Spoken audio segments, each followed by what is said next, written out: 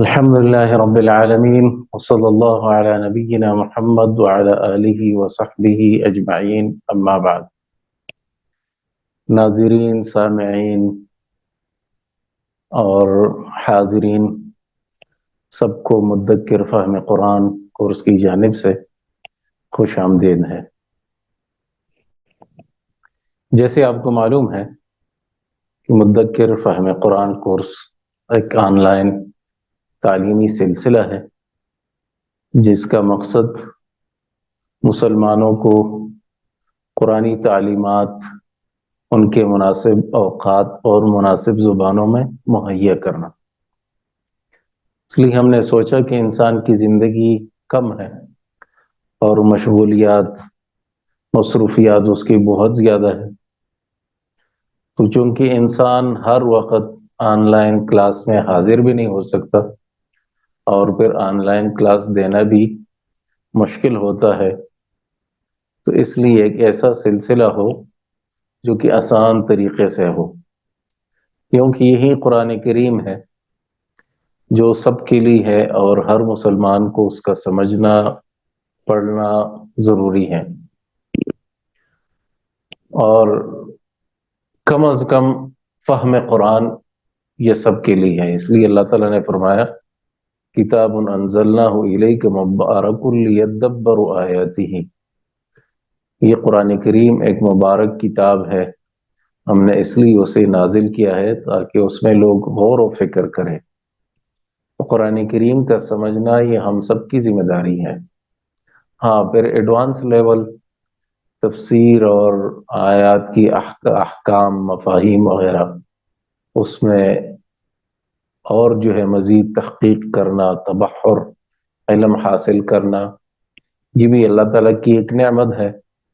اللہ تعالیٰ جسے چاہتا ہے دیتا ہے اور اس کے لیے انسان کو کوشش کرنی چاہیے، لیکن کم از کم جو فریضہ ہے وہ فہم قرآن کریم کو سمجھنا، اور وہ اسی مختصر کتاب سے وہ مقصد انشاءاللہ پورا ہو سکتا ہے۔ تو مختصر تفسیر چونکہ مختلف علماء کرام نے اس کو لکھا ہے اور پھر اس کی ریویو ہوئی ہے، مراجعہ، تو آن لائن سسٹم اور اس میں ریکارڈ شدہ لیکچر بھیجنا تاکہ انسان اپنے اوقات میں مناسب وقت میں اس کو سنے، لیکن وقتاً فوقتاً طلباء و طالبات سے رابطے کے لیے نشست قائم کرنا، آن لائن میٹنگ یا لیکچر رکھنا تاکہ اگر ان کے کوئی سوالات ہے وہ ہم سنیں، ان کے علمی ملاحظات ہے اس تفسیر پر اسے ہم جان لیں اور پھر اس پہ کام کر لیں اور اس کو اور آسان اور بہتر بنایا جائے۔ تو اسی مقصد سے یہ آن لائن کلاسیں بھی ہو رہی ہے، اور اس میں ایک اور فائدہ یہ ہوتا ہے کہ چلے پورے قرآن کریم کا تفصیلی تفسیر تو نہیں جان سکتے، لیکن کچھ آیات یا صورتوں کا ہم تفصیلی تفسیر پڑھ لیتے ہیں۔ تو اس لیے آج ہمارا موضوع ہے تفسیر سورۃ الہمزہ۔ تو سب سے پہلے اس کی تلاوت کر لیتے ہیں۔ اعوذ باللہ من الشیطان الرجیم، بسم اللہ الرحمن الرحیم۔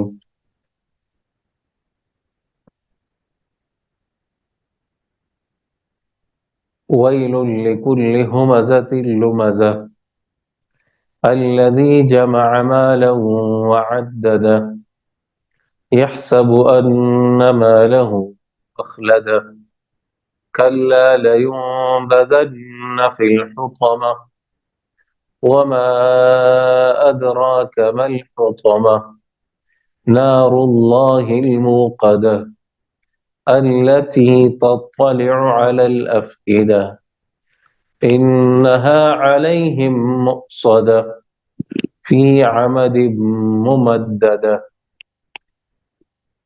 سورۃ الہمزہ سورۃ العصر کے بعد ہے، اور سورۃ العصر کی کچھ تفسیر ہم نے پچھلے دنوں میں پڑھی تھی، سورۃ الہمزہ اور سورۃ العصر کے جو ہے آپس میں مناسبت وہ یہ ہے کہ سورۃ العصر میں بیان ہوا کہ کون لوگ خسارے میں ہیں، اور وہ خسارہ دنیاوی خسارہ، اور پھر خسارے سے بچنے والے ان کی صفات کیا ہے۔ خسارے سے بچنے والوں کی صفات اس صورت میں 4 ذکر ہوئے۔ اس سورۃ ہمزہ میں آخرت میں خسارے والے کون ہیں؟ یعنی ان فائزین کے برعکس جن میں 4 صفات تھی، ان کے برعکس خسارے والے اور آخرت میں ان کے مزید صفات، اور اس صورت میں 3 صفات کا ذکر ہوگا جو انسان کو آخرت میں ویل یعنی جہنم کا مستحق بنا دیتی ہیں وہ صفات۔ تو اللہ تعالیٰ نے فرمایا ویل لکل ہمزۃ لمزہ، ویل ہلاکت ہے، تباہی ہے، اور یہ ایک دھمکی وعید ہے۔ دوسرا معنی ویل کا یہ ہے کہ جہنم ہے، اور ویل جہنم میں ایک جگہ کا نام ہے، یا ویسے عموماً جہنم کے ناموں میں سے ایک نام ویل ہے۔ انہیں دونوں معنی ہو سکتے ہیں، ایک معنی وعید اور ہلاکت ہے اللہ تعالیٰ کی طرف سے، اس انسان کی مذمت ہے، قباحت ہے جس میں یہ صفات ہوں گی۔ دوسرا معنی یہ ہے کہ اس صفات والے کے لیے ہر انسان ہو اس کے لیے جہنم ہے۔ تو اللہ تعالیٰ نے فرمایا وَيْلٌ لِكُلِّ ہُمَزَةٍ لُمَزَةٍ، کل یہ بھی عمومی صیغوں میں سے ہے، جس طرح سورۃ العصر میں گزرا تھا ان الانسان الف لام استغراق کے لیے تھا، اور وہاں بھی میں نے کہا تھا کہ استغراق کا معنی یہ ہوتا ہے کہ اگر ہم وہاں پہ کل لفظ رکھے تو معنی درست ہوتا ہے۔ تو کل اور ال یہ دونوں ایک معنی میں ہیں، تو ہر ہمزہ اور لمزہ اس کے لیے ہلاکت ہے، وعید ہے، جہنم ہے۔ اچھا، حمز اور لمز اردو میں تو یہ معنی کیا جاتا ہے کہ لعن طعن کرنے والا، یا حمز طعن کرنے والا، عیب جوئی، عیب ٹٹولنے والا، تلاش کرنے والا، اس کے لیے ہلاکت ہے۔ کیا حمز اور لمز ایک معنی میں ہے یا اس کے 2 مختلف معنی ہیں؟ مفسرین کا اختلاف ہے اس میں، لیکن قواعد تفسیر یا قواعد ترجیح میں یہ ہے کہ جب ایک لفظ، ایک مفسر ایک لفظ کو نئے معنی میں لے رہا ہے اور دوسرا اس کو پرانے معنی میں تکرار کے لیے استعمال کرتا ہے، تو تکرار یہ جو ہے اچھا نہیں ہے، بلکہ نیا معنی لینا یہ اس سے بہتر ہے، کیونکہ تکرار اللہ تعالیٰ کے الفاظ تکرار سے خالی ہوں گے، اکثر میں نئے معنی ہوتے ہیں۔ تو بجائے اس کے کہ ہم کہیں کہ حمز اور لمز دونوں کا ایک معنی ہے، تو صحیح اور درست یہی ہے کہ دونوں کے الگ الگ معنی ہیں۔ تو پھر کیا ہے؟ تو حمز مفسرین نے کہا ہے کہ جو ہاتھ سے یا کسی بھی اور اندام سے، عضو سے کسی کا عیب نکالے، یعنی وہ آنکھوں سے اشارہ کرے، سر سے اشارہ کرے، ہاتھوں سے اشارہ کرے، یا کہیں کسی اور طریقے سے انسان میں عیب ڈھونڈے اور وہ اس کے جسمانی حرکات سے اس کا اندازہ ہو جائے، اس کو کہتے ہیں حمز۔ اور لمز زبان سے، یعنی زبان درازی کرتا ہے، زبان کا غلط استعمال کرتا ہے، اور زبان سے لوگوں میں عیب اور نقص نکالتا ہے۔ تو نقص اور عیب نکالنا دونوں صورتوں میں، چاہے وہ انسان اپنی زبان سے کرے یا اپنی دوسری حرکات سے کرے، اس طرح کے انسان کے لیے ہلاکت ہے۔ اور یہ معنی قرآن کریم میں موجود ہے۔ ہمز لفظ جو ہے وہ بھی قرآن کریم میں موجود ہے۔ اللہ تعالیٰ نے فرمایا ہمازٍ مشاء بنمیم، ہمازٍ مشاء بنمیم، یعنی وہ بندہ جو چغل خوریاں کرتا ہے، مشاء بنمیم چغل خوری کے ساتھ چلتا ہے، اور ہماز لوگوں کو اشاروں سے یا اپنے حرکات سے ان کی تحقیر، تذلیل اور ان میں عیب نکالتا ہے۔ تو ہماز وہاں پہ استعمال ہوا ہے جسمانی حرکات کے لیے۔ لمز، اس کا بھی استعمال قرآن کریم میں ہے۔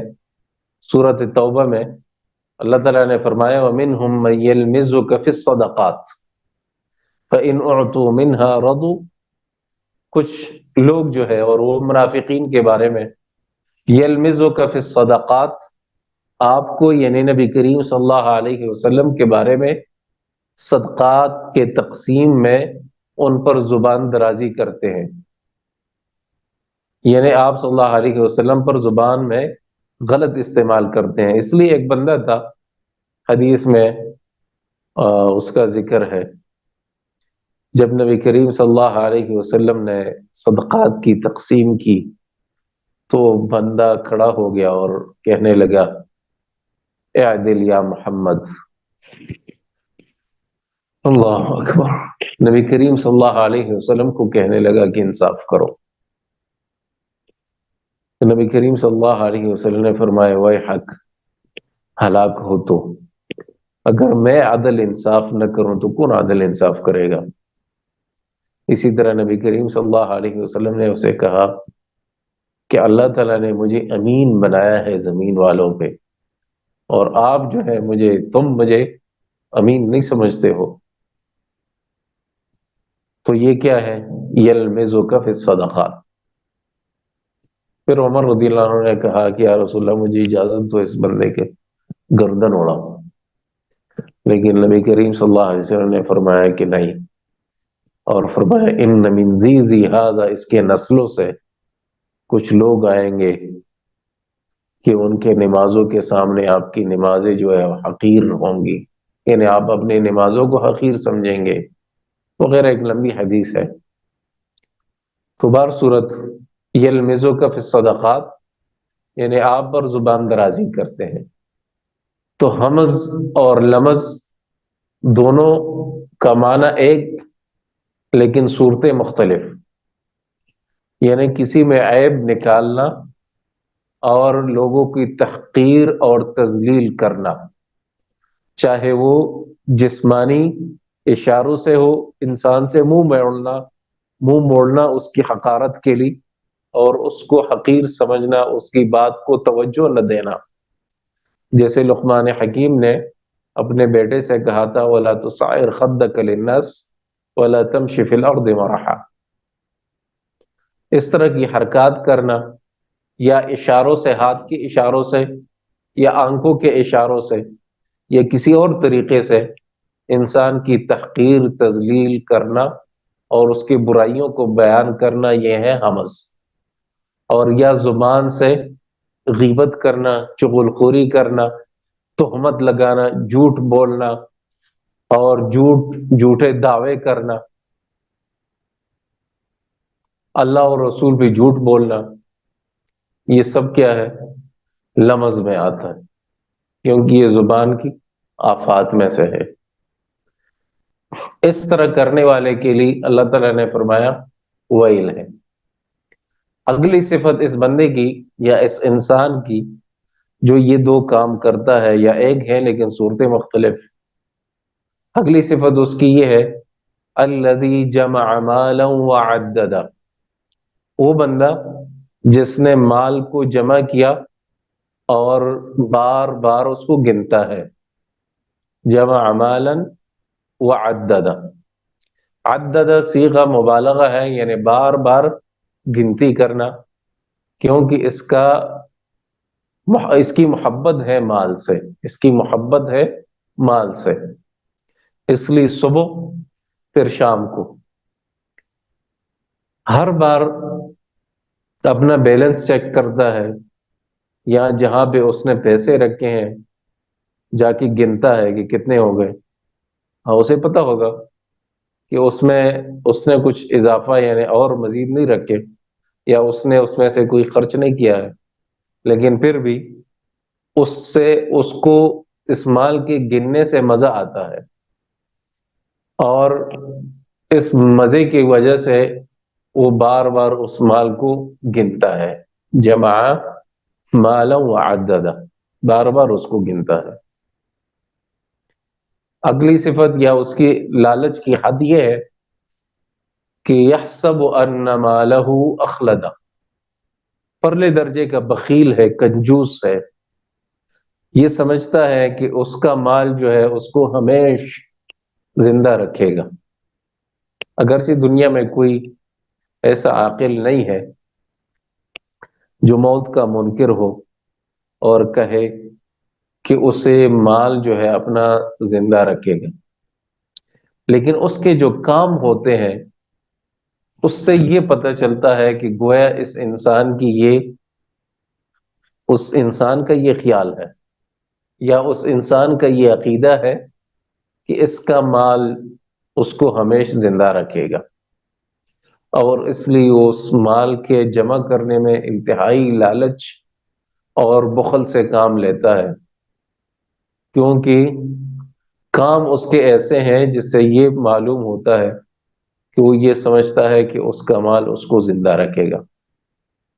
زندہ رہنے کی دو طریقے ہوتے ہیں، ایک نام زندہ رکھنا، اور دوسرا جو ہے وہ بدن، حقیقی طور پہ اس کو زندہ رکھنا۔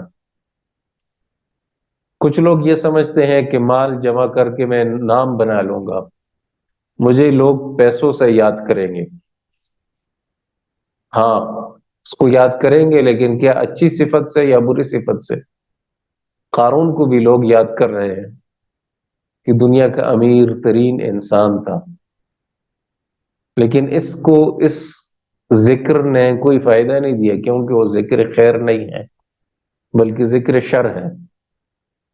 اس لیے اللہ تعالیٰ نے فرمایا کہ جمع مال وعدد، مال کو جمع کرتا ہے اور گنتی کرتا ہے اس کی، یعنی اس کو اللہ کی راہ میں خرچ نہیں کرتا، کنجوس ہے۔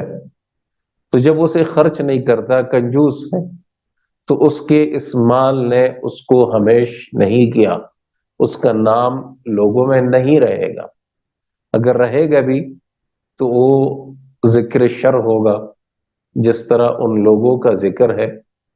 یا تو یہ بندہ اگر خرچ کر رہا ہے تو پھر بھی اس کو لوگ یاد کریں گے، جیسے حاتم طائی اگرچہ کافر تھا، کرسچن نصرانی تھا، لیکن پھر بھی اس کو یاد کر رہے ہیں اور مثال کے طور پہ اس کو پیش کیا جاتا ہے۔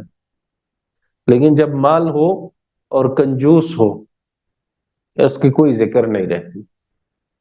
اچھا، دوسری بات کہ زندگی یعنی اس کا دوسرا طریقہ زندہ رہنے کا یہ ہے کہ وہ انسان خود جیے ہمیش کے لیے، لیکن یہ بھی کبھی بھی نہیں ہوتا، کسی بھی عاقل نے نہیں سوچا، حتیٰ کہ بڑے بڑے بادشاہ دنیا میں گزرے ہیں لیکن سب جو ہے وہ مر گئے ہیں۔ تو اس لیے یہ خیال کرنا یا اس طرح کے کام کرنا کہ اس کا مال اس کو زندہ رکھے گا، یہ بھی ایک غلط سوچ ہے۔ جمع مالہ وعدد یحسب ان مالہ اخلد، آگے اللہ نے فرمایا کلا، ایسا ہرگز نہیں ہے۔ کیا ہرگز نہیں ہے؟ یعنی جو اس کا وہم اور گمان ہے، خیال ہے کہ اس کا مال اس کو ہمیش زندہ رکھے گا، ہرگز ایسا نہیں ہے، بلکہ لَيُنبَذَنَّ فِي الْحُطَمَةِ، اس کو حطمہ میں پھینکا جائے گا، ڈالا جائے گا۔ حطمہ کا اپنا معنی توڑ پھوڑ کرنے والی، حطمہ کے بمعنی کسرہ، حطمہ، کسرہ ایک جیسے ہیں، لفظ میں بھی اور معنی میں بھی ایک جیسے ہیں۔ تو حطمہ، کسرہ اور حطمہ مبالغہ کا صیغہ ہے، فعلہ کے وزن پہ، اور توڑ پھوڑ کرنے والی۔ پھر اگلی بلاغت اس میں یہ ہے کہ دیکھیں، ہومزہ، لمزہ، حطمہ، تینوں صیغے ایک وزن کے ہیں۔ مقصد یہ ہوا کہ جیسے کر رہا ہے اسی طرح اس کے ساتھ ہو رہا ہے۔ الجزاء من جنس العمل، اور یہ قرآنی بلاغت میں سے ہے۔ بہت سارے الفاظ ایسے ہوں گے جو کام ہے اس کا جزا بھی اسی طرح اللہ تعالیٰ اسی الفاظ میں بیان کرتا ہے۔ یہ قرآنی بلاغت ہے۔ تو ہمزہ اور لمزہ دونوں صیغے مبالغہ ہیں، یعنی کثرت سے یہ کام کرنے والا۔ تو جزا کیا ہوا؟ حطمہ میں ڈالا جائے گا۔ تو الفاظ بھی تقریباً اسی طرح آ گئے جس طرح ہمزہ اور لمزہ کے ہے، اور حطمہ اس کا جزا ہو گیا۔ پھر اللہ نے فرمایا وما ادراک ما الحطمہ، اور تمہیں کیا پتا کہ حطمہ کیا ہے؟ تمہیں کیا پتا کہ حطمہ کیا ہے؟ سوال اس کے تفخیم یعنی عظمت کو بیان کرنے کے لیے یہ سوال ہے، تاکہ انسانوں کے ذہن میں اور بھی اس حطمہ کا عظمت آ جائے اور جاننے کے لیے اور شوق میں آئے کہ حطمہ کیا ہے۔ آگے اللہ تعالیٰ نے فرمایا نار اللہ الموقدہ، اللہ تعالیٰ کی آگ ہے جسے بھڑکایا گیا ہے۔ نار اللہ، اللہ تعالیٰ کی آگ، موقدہ جسے بھڑکایا گیا ہے۔ یہاں پہ نار اللہ، اللہ کی آگ سے مراد یہ ہے کہ یہ آگ جو ہے آپ کی آگ کی طرح نہیں ہے جسے انسان جلاتا ہے، بھڑکاتا ہے، بلکہ یہ کیا ہے؟ اللہ تعالیٰ کی آگ ہے، تاکہ انسان اور اس سے ڈر جائے۔ اور آگے آئے گا اس کی صفات ہماری آگ جیسے نہیں ہے۔ تو نار اللہ نسبت عظمت کی ہے، جس طرح ہم کہتے ہیں بیت اللہ، بیت اللہ سے ہمارے دلوں میں بیت کعبہ، اس کی عظمت دلوں میں آ جاتی۔ تو نار اللہ، اللہ تعالیٰ کی آگ، یعنی ایک عظیم آگ ہے، موقدہ بھڑکائی ہوئی، بھڑکایا گیا ہے اسے، التی تطلع علی الافئدہ، یہ ایسی آگ ہے جو دلوں پہ، افئدہ فؤاد کی جمع ہے، اور فؤاد دل کو کہتے ہیں، جو دلوں پر بھی اثر کرے گی، اس پر بھی جھانکے گی، یعنی اس آگ کا اثر جو ہے وہ دلوں کو بھی جلانا ہے۔ اب ویسے عموماً ہمارے دنیا میں آگ انسان کے دل کو پہنچنے سے پہلے انسان مر جاتا ہے، کیونکہ جہاں بھی آگ لگ جائے تو آکسیجن کی کمی ہو جاتی ہے، اور آکسیجن جیسے ہی کم ہوتا ہے تو انسان مر جاتا ہے۔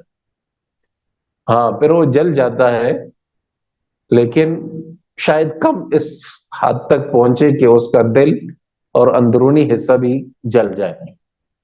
عموماً آگ اتنا نہیں ہوتا، بلکہ اس سے پہلے ختم یا انسان ختم۔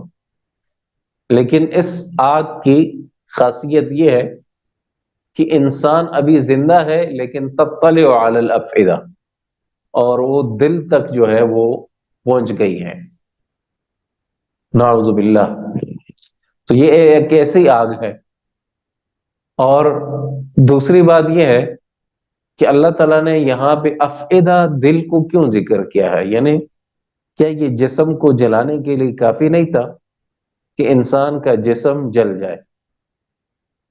ہاں، جواب یا حکمت اس میں یہ ہے کہ دل جو ہے یہ تکبر غرور اور انسان جو کر رہا تھا ہمز اور لمز، اس کا مرکز سینٹر جو ہے دل ہے، اس لیے اللہ تعالیٰ اب اس کے دل کو جلائے گا، کیونکہ وہ دل جو ہے اس کو سزا کی ضرورت ہے جس میں انسانوں کی تحقیر اور تذلیل ہے۔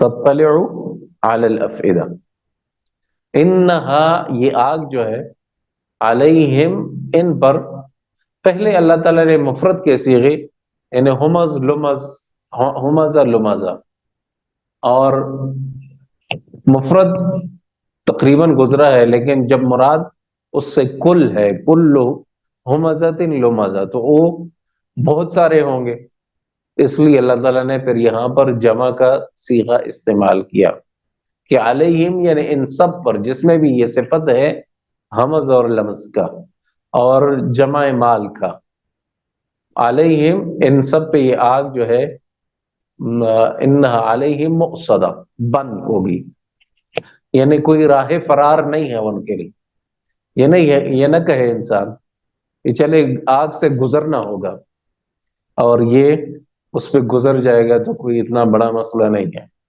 تو اللہ تعالیٰ نے فرمایا کہ انہا علیہم مؤصدہ، یہ ان پر بند ہوگی ہر طرف سے، یعنی جہنم میں ڈالا جائے گا انسان کو، ہمزہ اور لمزہ کو، اور پھر جہنم کو بند کر دیا جائے گا۔ کیسے بند کر دیا جائے گا؟ فی عمد ممددہ، بڑے بڑے ستون، لمبے لمبے ستونوں کے ساتھ۔ یہ بھی تفسیر کی گئی ہے کہ فی عمد ممددہ کا مقصد یہ ہے کہ اس انسان کو آگ میں اور پیلر کے اندر بند کر دیا جائے گا، یعنی یہ پیلر اس کے اندر آگ ہے اور انسان کو اس میں بند کر دیا جائے گا ستون میں، اور پھر جو ہے اللہ تعالیٰ اسے جلائے گا، تو یہ بھی ہر طرف سے بند ہے پیلر یا ستون، اور اس کے اندر سے جو ہے وہ آگ جل رہی ہے تاکہ وہ انسان اس میں خوب جل جائے اور اس کے لیے کوئی راہ فرار نہ ہو۔ جبکہ تفسیر میں یہ بھی کہا گیا ہے کہ جہنم کے دروازوں کو ان پیلروں سے بند کر دیا جائے گا، یا جہنم کے اطراف دیواروں کو بڑے بڑے پیلروں سے، کہ جہاں انسان یہ بھی نہ سوچے کہ وہ کہیں بھاگ جائے گا۔ انہا علیہم مؤصدہ فی عمد ممددہ، اور یہ معنی بھی سورۃ کہف میں ہے، سورۃ کہف میں یہ بھی ہے جہاں پہ اللہ تعالیٰ نے اس کو سرادق کا لفظ کہا ہے۔ سرادق، سرادق سے یعنی قنات، اور قنات کیا ہے؟ وہ لمبے لمبے ہوتے ہیں جس میں انسان کو یا کسی جگہ کو لپیٹ دیا جاتا ہے، تو دونوں معنی ہو سکتے ہیں اور ممکن ہے۔ اچھا، اب تفسیر سے ہمیں جو درس ملا یا سورت سے ہمیں درس ملتا ہے اور عبرت ہے، وہ تین چیزیں ہیں۔ ایک یہ ہے کہ انسان کسی بھی کو حقیر نہ سمجھے، چاہے وہ اشاروں سے ہو، دل سے ہو یا زبان سے ہو۔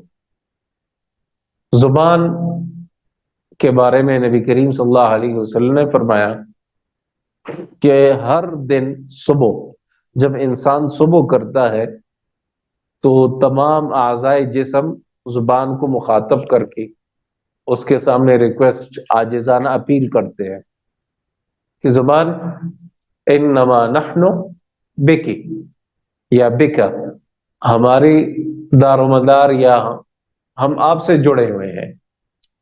فَإِنِ اسْتَقَمْتَ اسْتَقَمْنَا، اگر تو جو ہے سیدھا رہے، اور اردو میں چونکہ زبان مؤنث ہے تو اگر تو سیدھی رہی تو ہم بھی سیدھے رہیں گے، اور اگر تو جو ہے زبان یعنی ٹیڑھی ہوئی، اور عربی میں مذکر ہے تو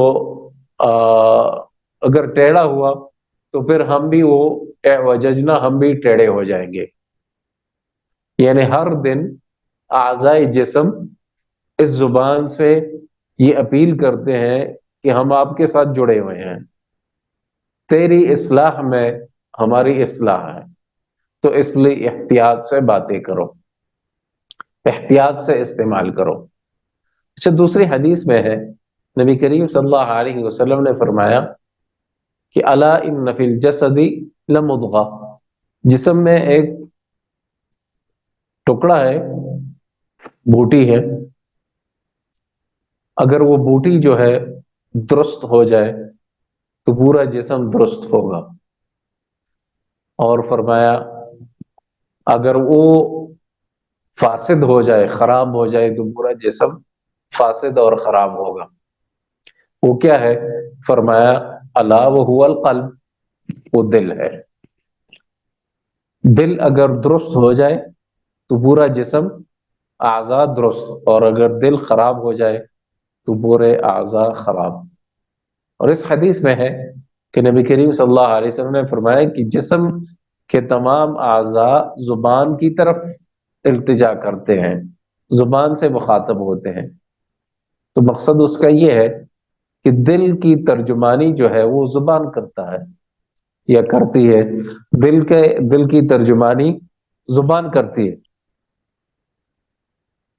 تو دل میں جو ہوگا وہ زبان پہ آئے گا۔ تو اس لیے دل کی اصلاح، دل اور پھر زبان کا صحیح استعمال، یہ دونوں ضروری ہیں۔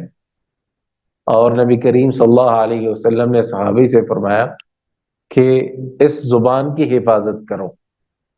اس نے کہا کہ یا رسول اللہ او انا لمؤاخذون بما نقول، کیا ہم سے ہماری گفتگو کے بارے میں بھی پوچھا جائے گا؟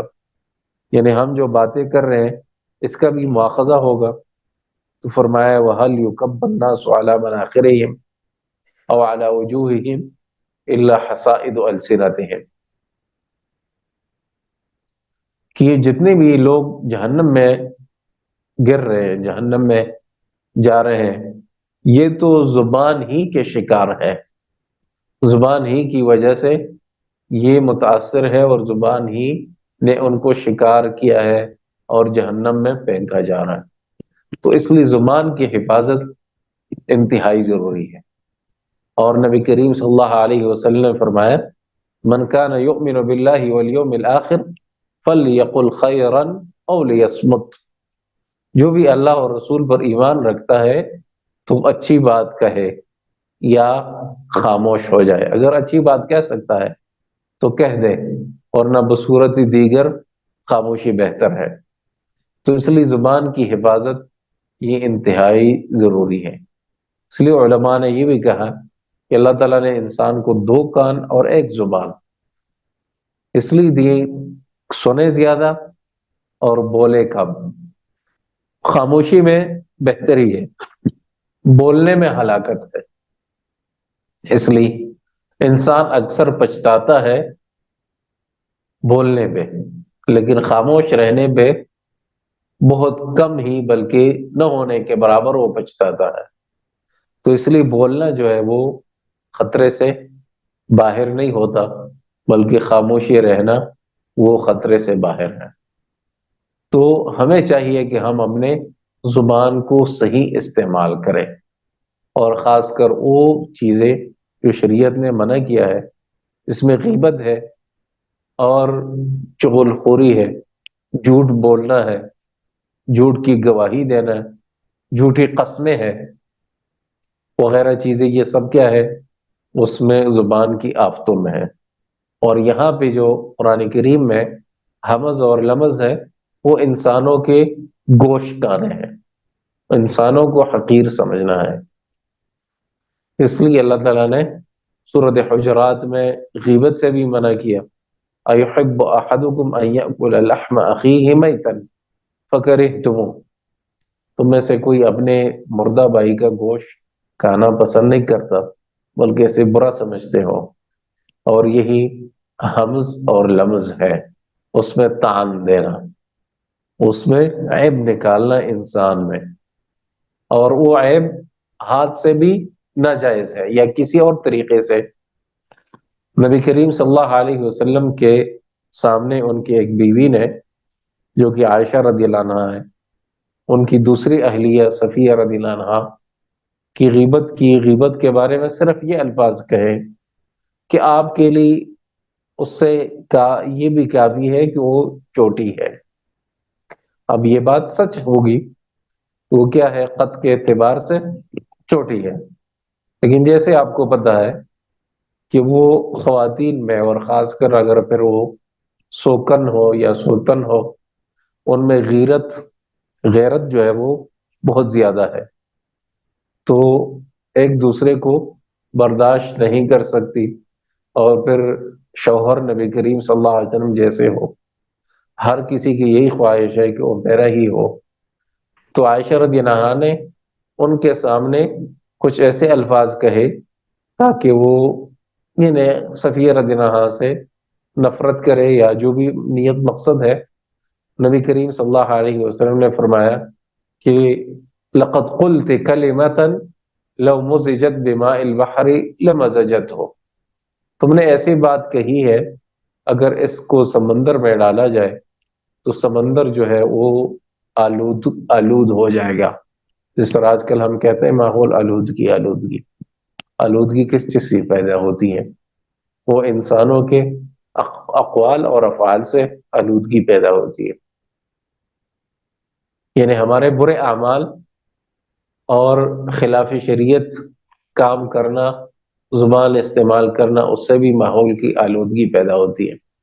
یہ صرف نہیں ہے کہ وہ فیکٹریاں اور گاڑیاں اور فلاں فلاں چیزوں سے آلودگی پیدا ہوتی ہیں، بلکہ نبی کریم صلی اللہ علیہ وسلم نے اس حدیث میں اس کی طرف جو ہے اشارہ دیا کہ اگر اس کو سمندر کے پانی میں شامل کر دیا جائے، لمزجت ہو، تو اس کا رنگ، کلر جو ہے، یا ٹیسٹ یا اسمیل شاید وہ چینج ہو جائے، تو سمندر پہ بھی یہ بات اثر کر سکتی ہے، تو باقی کتنا جو ہے وہ بری بات ہوگی۔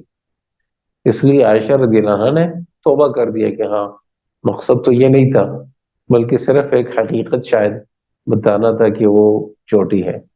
تو جب چوٹی کہنا کسی کے بارے میں وہ اتنا عظیم جرم ہے کہ نبی کریم صلی اللہ علیہ وسلم نے فرمایا کہ سمندر پہ بھی وہ اثر انداز ہوتی ہے یہ بات، تو ہم خود سوچیں کہ کتنی باتیں ہم ایسے کرتے ہیں جس سے دوسرے انسان کو تحقیر، تذلیل کرنا سمجھتے ہیں، چاہے وہ ہاتھ سے ہو، زبان سے ہو، یا کسی اور عضو سے ہو۔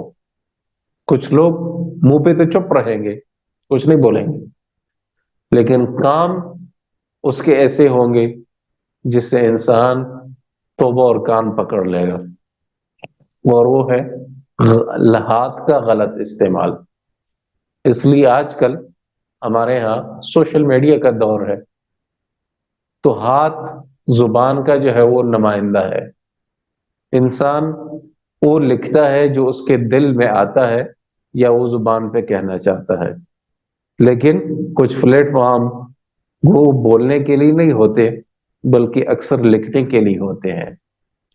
تو ٹویٹ کرتا ہے یا فیس بک پہ یا کسی اور جگہ پہ ایسی چیزوں کو لکھتا ہے جو اپنے زبان کی نمائندگی کرتا ہے، اور اس سے لوگوں میں شر، فساد اور بری باتیں، برے کام، برے عقائد، برے اعمال کو ترویج کرنا ہوتا ہے، تو یہ بھی ہومزہ میں آتا ہے۔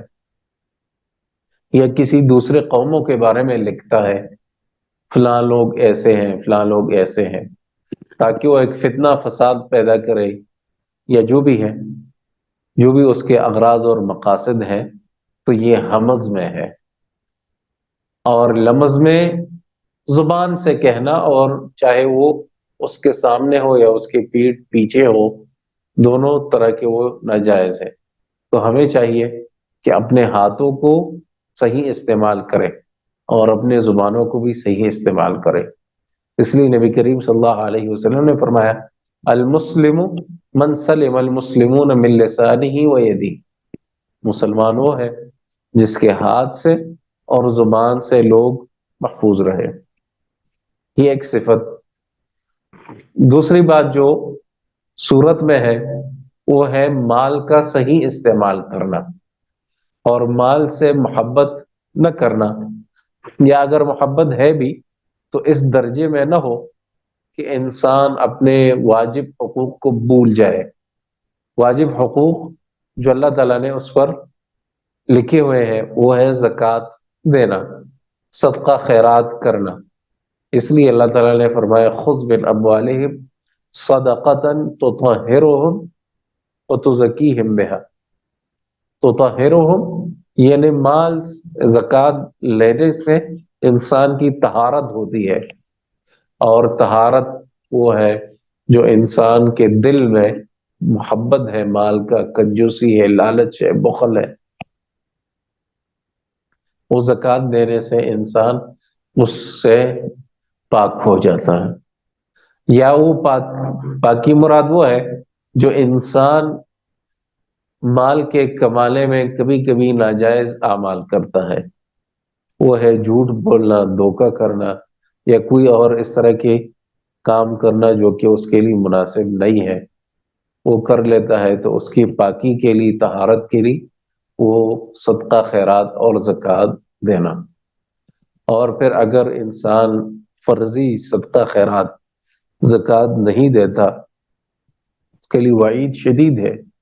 اللہ تعالیٰ نے سورۃ توبہ میں فرمایا ان الذین یکنزون الذھب والفضہ، وہ لوگ جو سونا چاندی جمع کرتے ہیں، اور آج کل سونے چاندی کے متبادل کرنسی پیسے ہے، تو قیامت کے روز جو ہے اس کو گرم کیا جائے گا، فَتُقْوَى بِهَا جِبَاهُهُمْ وَجُنُوبُهُمْ وَظُهُورُهُمْ هَذَا مَا كَنَزْتُمْ لِأَنفُسِكُمْ۔ پھر ان کو اس پیسوں سے یا اس سونا چاندی سے جو ہے ان کو داغ دیا جائے گا، ان کے چہروں کو، ماتوں کو، پیٹھ کو، سائڈوں کو اس سے داغ دیا جائے گا۔ ان سے کہا جائے گا کہ یہ آپ کا جمع شدہ خزانہ ہے۔ یا نبی کریم صلی اللہ علیہ وسلم نے فرمایا کہ اس سے ایک سانپ بن جائے گا، جو بہت ہی خوفناک شکل حدیث میں بتائی گئی، اور فرمایا کہ اس شکل کے جو ہے وہ سانپ اس سے بن جائے گا، اسے کبرا ہم کہتے ہیں، اور انسان کو اس کے منہ کے دونوں سائڈوں سے پکڑے گا اور کھینچے گا، کاٹے گا، اور کہے گا کہ میں آپ کا خزانہ ہوں۔ اسی طرح جانور کے زکوٰۃ کے بارے میں بھی فرمایا کہ جو جانوروں کو زکوٰۃ نہیں دیتے تو قیامت کے روز اس بندے کے لیے ان تمام جانوروں کو لایا جائے گا جس کا یہ زکوٰۃ نہیں دے رہا تھا۔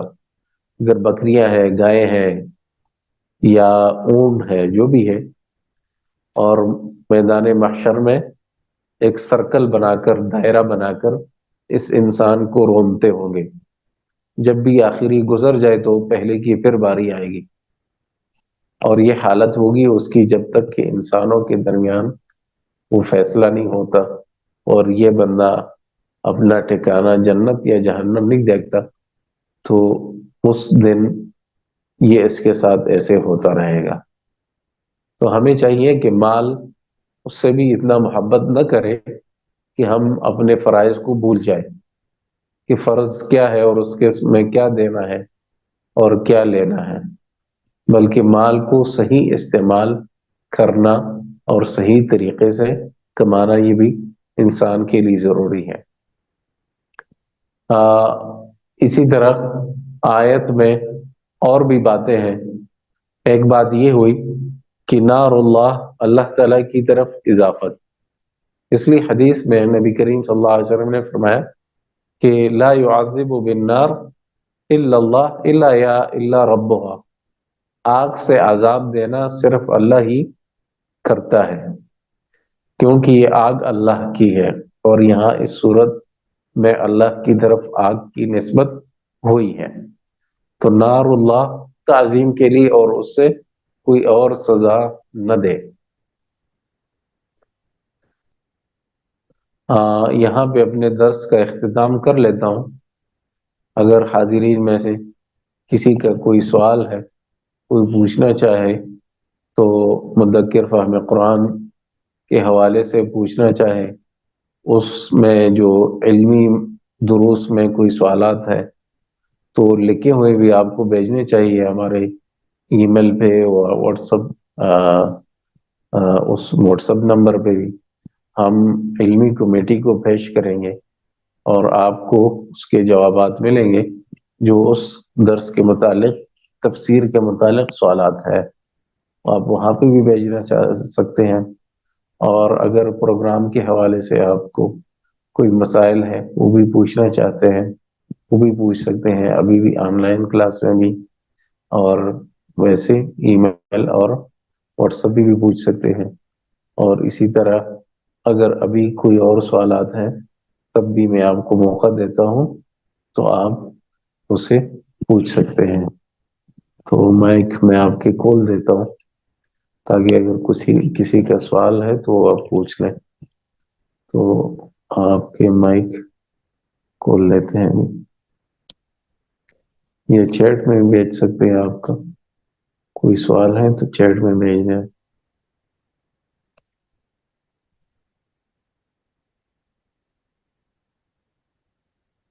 اچھا، ٹھیک ہو گیا، چلے ہم اپنے نشست کا اختتام کر لیتے ہیں۔ سبحانک اللہم و بحمدک، اشہد ان لا الہ الا انت استغفرک و اتوب الیک۔